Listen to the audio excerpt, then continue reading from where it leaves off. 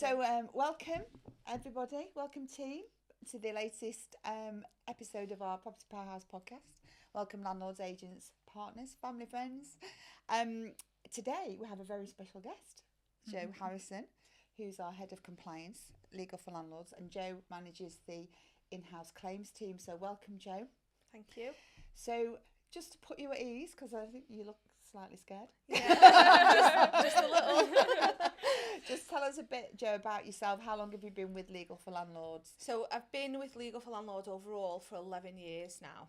Started off in tenant referencing. I was there for probably 5 years. And then I did a 6-month transition into legal. So I was doing mornings in tenant referencing and then afternoons in legals. And then in 2019, I moved into legals permanently. And I've been there ever since. Loving it. Yeah. Joe's our longest member of staff in the professional services team as well. She's an OG, aren't you? Yeah. The OG, yeah. I think you must be up there with the longest serving team members at Legal for Landlords. Yeah, obviously we've got Hayley. She's been there forever. And then Joe Mack and Lynn and me. Yeah. I think that's it, isn't it? Yeah, top 5. Yeah. Top 4. Yeah, amazing. So your LFL journey then has been... it's been amazing. Yeah, really good. Obviously, I love legals. Referencing was great, but yeah, and you've got an amazing team, haven't you now? Yeah, and obviously now we've got the claims side of it as well. Yeah. So, which is really busy. Yeah, manic, absolutely manic. And we talked earlier. We were talking about our RP product that we sell at Legal for Landlords, and how one of the great things about that is that we do manage our claims in house. Yeah. So I think that, I know your contact with landlords, they find it really reassuring that we know all about them, we know all about the case. It's great as well because in the office, obviously, we sell the product. So if I've got any queries or the landlord has or anything, we can go straight to the person that sold it, get that right information and tell the landlord. And it's seamless for the landlord. It's the best way to be, really. Yeah, I think that's really important, isn't it? And most of the time as well, we've done the tenant reference as well. Yeah. So that we can pull out all of the documents, we can look at the whole of the audit trail of that let. So that, I think that's really good. So, Joe, in terms of what does the claims process look like? A bit of a mini overview of the journey of a claim. So a landlord will, say, have a missed payment of rent. They will contact the underwriters who will send them an initial, it's like a case review. It's basically a fact find to make sure they've done everything as per the insurance policy. If they've done all their obligations, for example, right to rent, referencing, everything like that, they will then transfer it through to Legal for Landlords. We'll do another initial review. So at that point, the underwriters are looking for us to see if the claim's going to be over 51% successful. So obviously they need to see that there's a chance of success for us to take it on. Then we'll start the process with mediation. If mediation is successful, great, tenant property's back with the landlord. If it's not, then we'll move to serving notice. Again, at the end of the notice, we'll move to court application stage, then the bailiff stage. Obviously, the good thing with the underwriters that we work with, they allow us to do the high court bailiffs, so we get them back a lot quicker. Yeah. So obviously, it can be a much quicker route. And then once the landlord's got the property back, we'll then do debt recovery for the underwriters to try and reclaim the cost that they've lost. Amazing. We've talked over quite a few episodes about the landlord compliance audit. So I think that's another product and service that your team offer. Yeah. So I think that when it comes to managing a claim, that's another reason why, best to make sure you've got all your documents in place. Absolutely. And with the landlord audit, if we've done that check at the beginning, it makes the journey start process for the claim so much easier for the landlord, because as well they've got that certificate to confirm that we've done it and we've already got all the information, so we know straight away when that claim comes over that they've done their obligations as a landlord. Yeah, amazing. And I think it gives the landlord a bit more reassurance as well that if they are in that position where they do need to make a claim, especially for unpaid rent, they've got that reassurance that the process is going to be, smooth for them. Yeah, and they're good to go.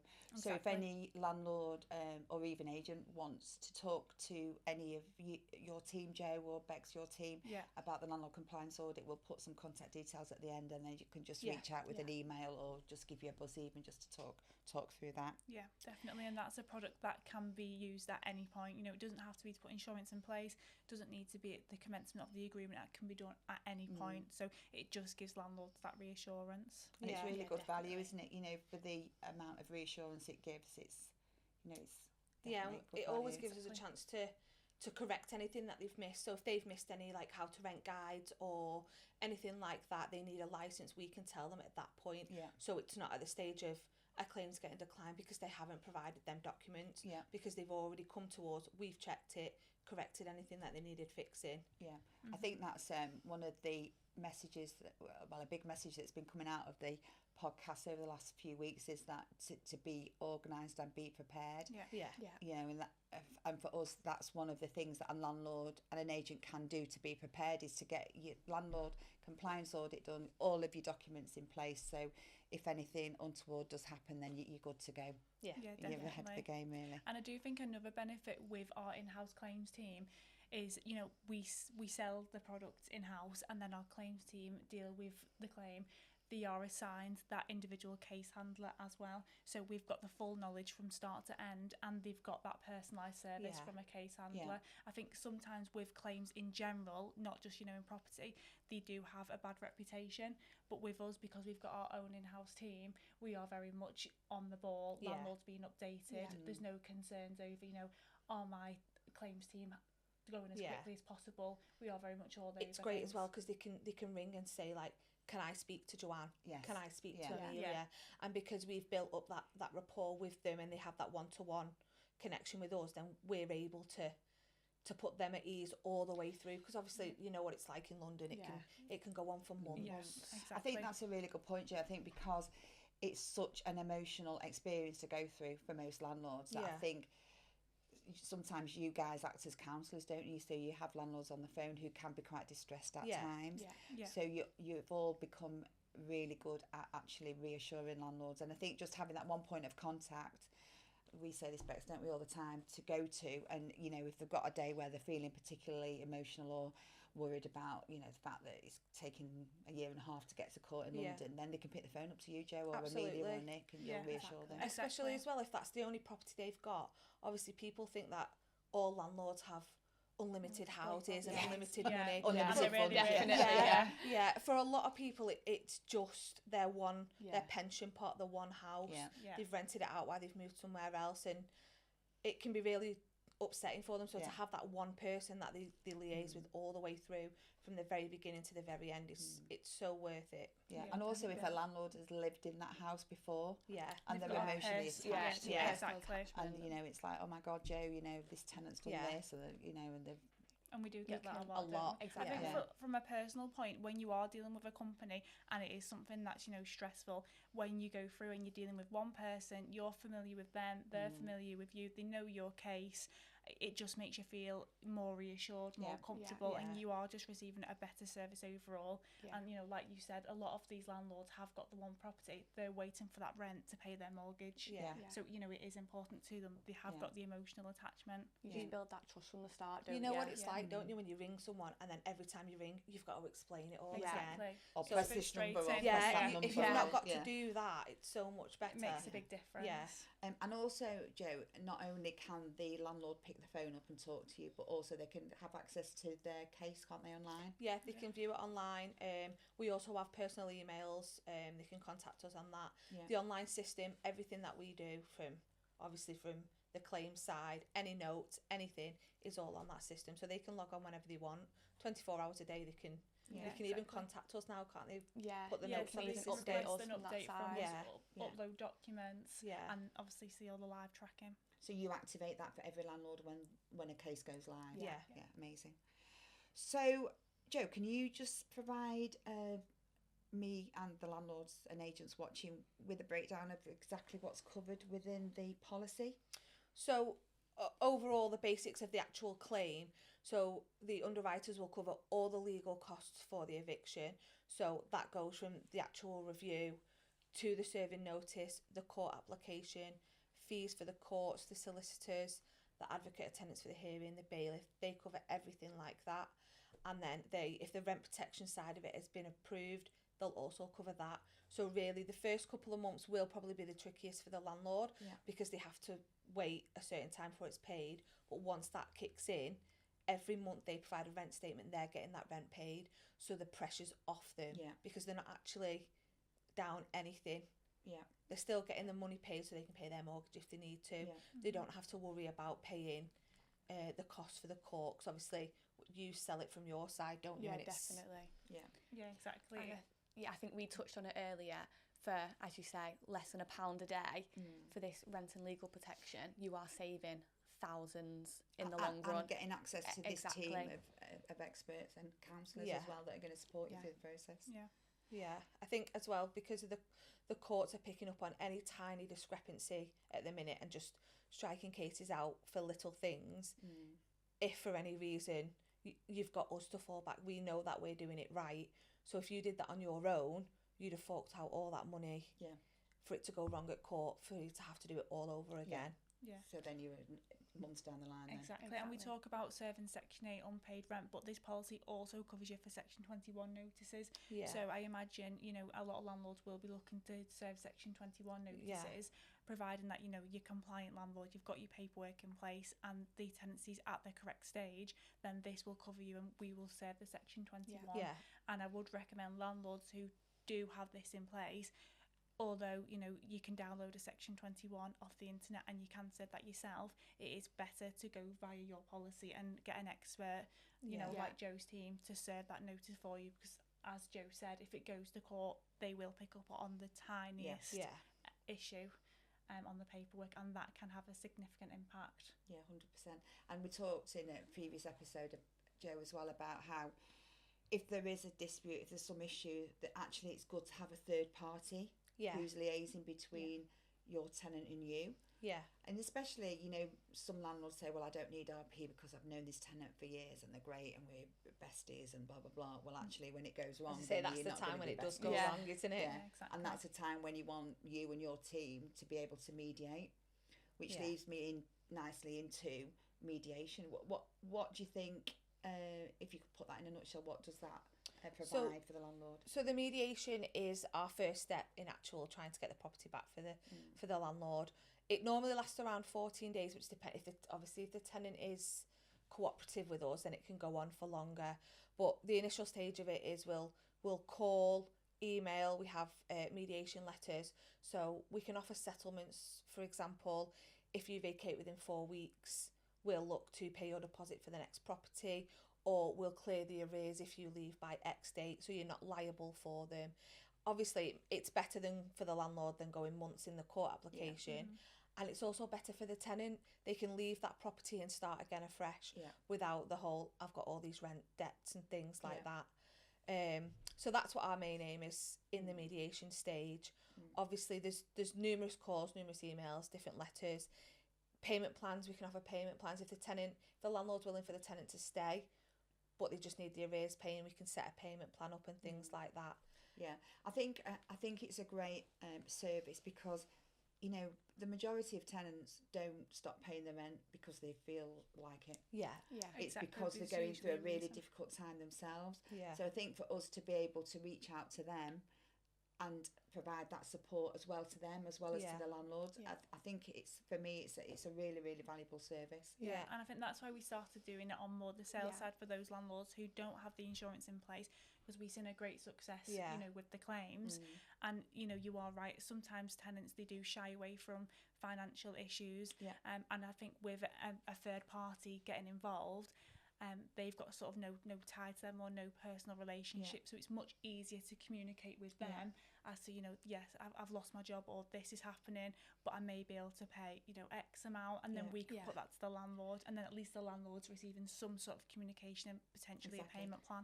Because you know, if you have known your landlord a long time, you might actually be a bit embarrassed Of course, to say this has happened, I've lost my job, you know, whereas they don't really have that same attachment to us, do they? And they can be probably more open about what the situation is. Yeah, I mean, I find it helps as well with the landlord. So say if the mediation doesn't work for the tenant, I mean, we do have a great success rate with that mediation, but if for whatever reason they don't communicate or they don't respond, we can have that extra evidence at court to say, look, the landlord has tried to work with the tenant, but we've tried to get it before, we've tried to handle it before it's gone to court stage, but we need the property back. And it does provide that little bit of extra. Yes, that's a really good point, that, Jo. Really strengthens a case, doesn't it? Definitely.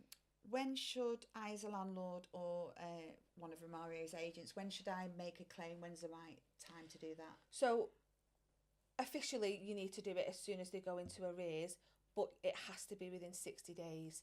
So obviously if you don't do it within the 60 days, then that claim is not guaranteed to be processed, because part of the policy is the 60 days.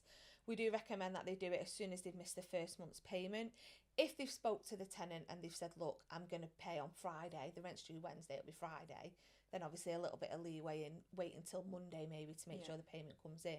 But if not, start the claim then, because the claim could take a week or so to come through to us, and then we could do mediation, and hopefully it's only a month's worth of rent.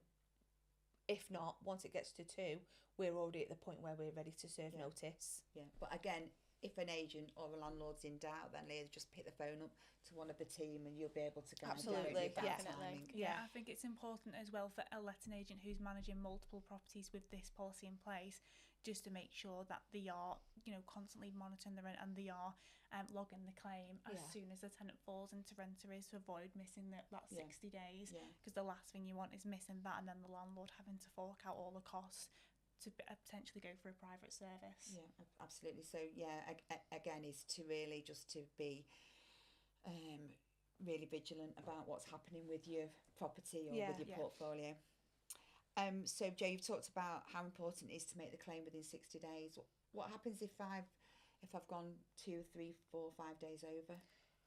Really, with everything like that, any sort of over the 60 days, it can be declined. Right. I mean, it probably is likely to be declined because part of the policy, it does stipulate within 60 days. Obviously, we could work with the underwriters to see if there's anything we can do to assist with the legal, but the underwriters would be within their rights just to say, no, you've missed the cut-off. I mean, 60 days seems plenty of time. It's 2 months, isn't it? If you've missed 2 months' rent, you're going to know about it, aren't you? You would notice, definitely, for sure. So I've done all of I made the claim within the 60 days. You guys have tried the mediation and so on. That's not worked. So how does the payout work then for the landlord? So if the mediation is successful, then obviously they sort that out at the underwriters. If it's unsuccessful, we then serve notice.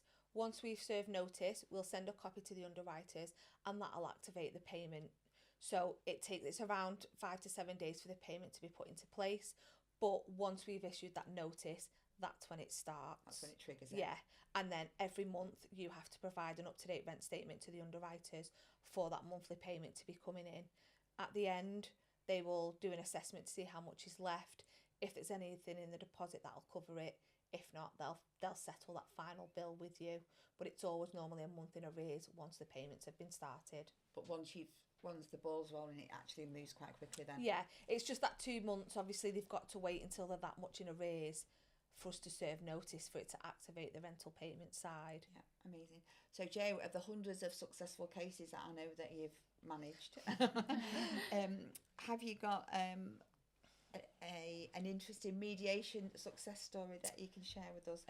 We actually had one recently where the tenant rang, like you said, lost the job, didn't try to make payments, and they made like £5 here, £10 there, so that they're showing that they're willing to pay. And they said they've got a new job, but it's going to take a while to get the payment plan in. So obviously we spoke to the underwriters and we come up with a plan. We offered them, look, you're almost 2 months in arrears. If we're to clear the arrears and you can vacate by, I can't remember what day it was, I think it was like the 13th of October or something, and if you can do that, then we won't chase you for the rent, and we'll just call it square. The tenant was all for that, loved it, and to the point they've actually already vacated. They didn't need the full 4 weeks. So the underwriter's not got to go through months worth of court proceedings. The landlord's got the property back.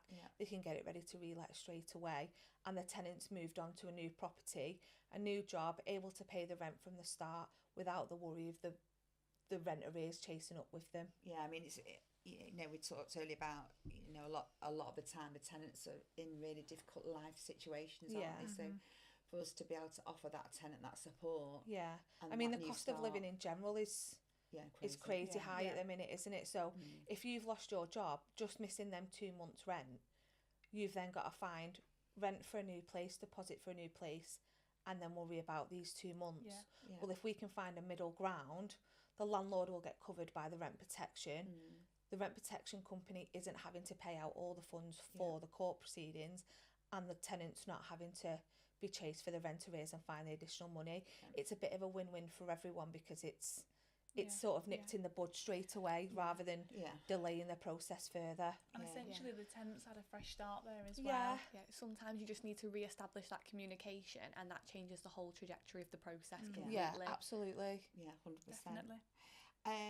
And do you have another case, Joe, you can talk to us about, so eviction to debt recovery, where the landlord's actually received all the rent back, legal costs covered, like one of our many success stories, really. I was going to say, I feel like the majority of our cases are successful in that respect.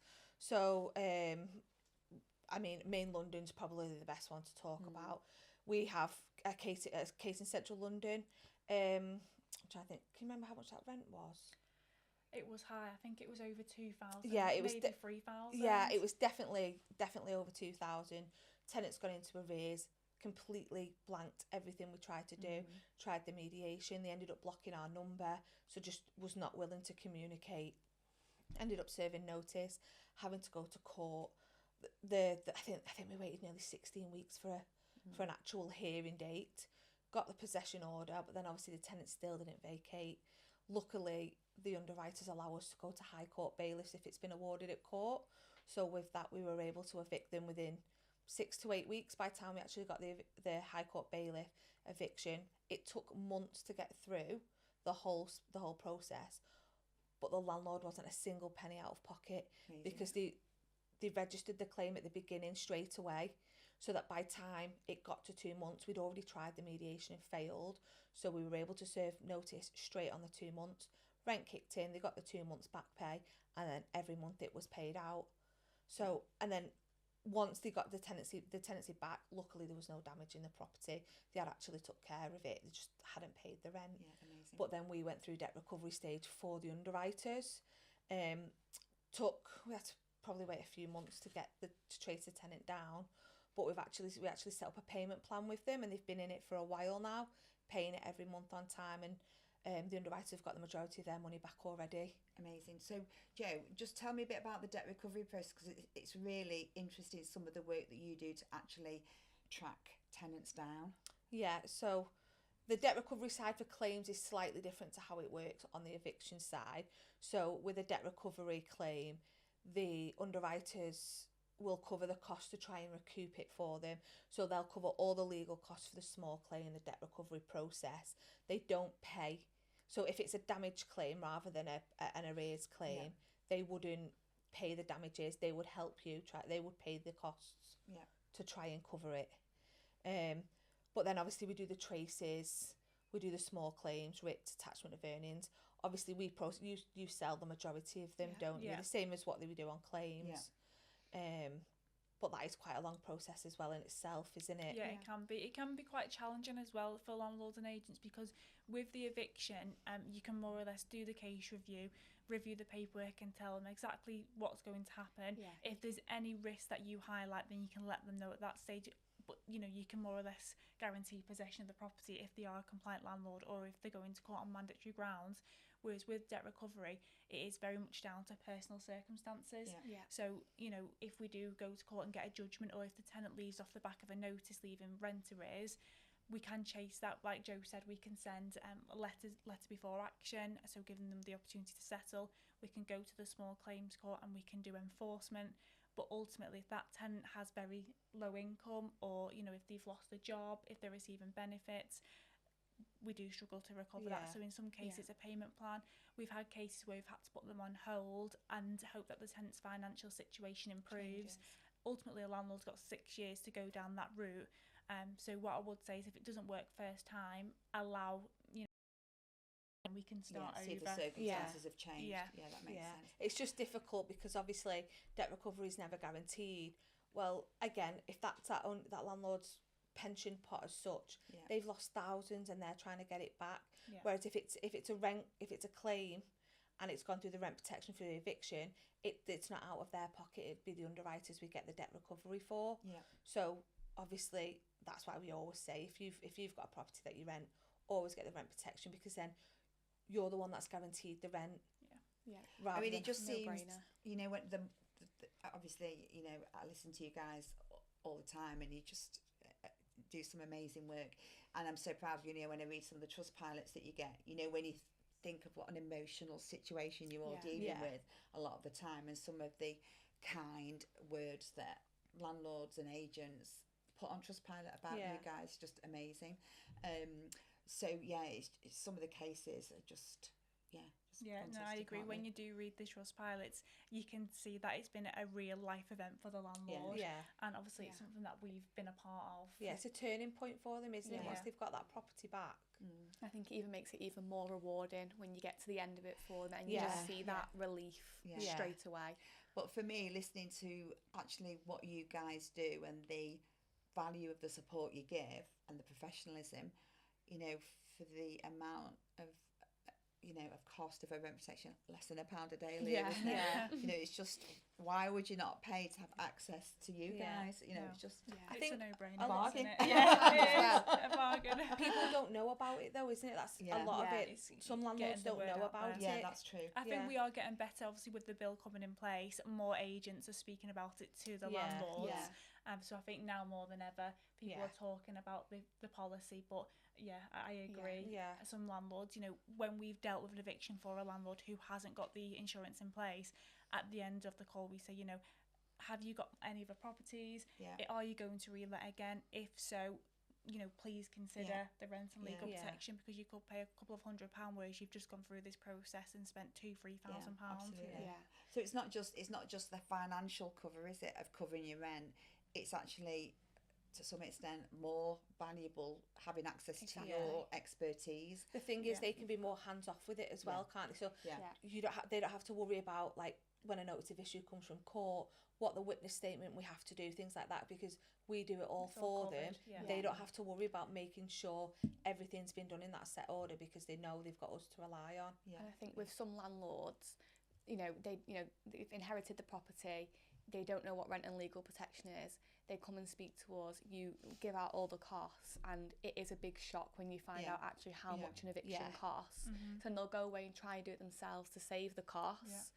It's wrong. You've wasted 2 months, whereas if you just get all the knowledge from the start, take that cover out, you know, you've bought the knowledge, you've bought your time, you've bought your entire process. It's a no-brainer.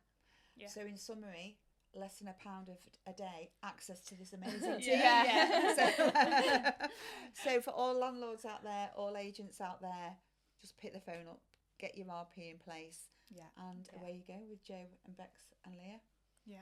So thanks, team. That's been really helpful, and hopefully giving some advice as well to landlords and agents out there listening. So thank you, everybody.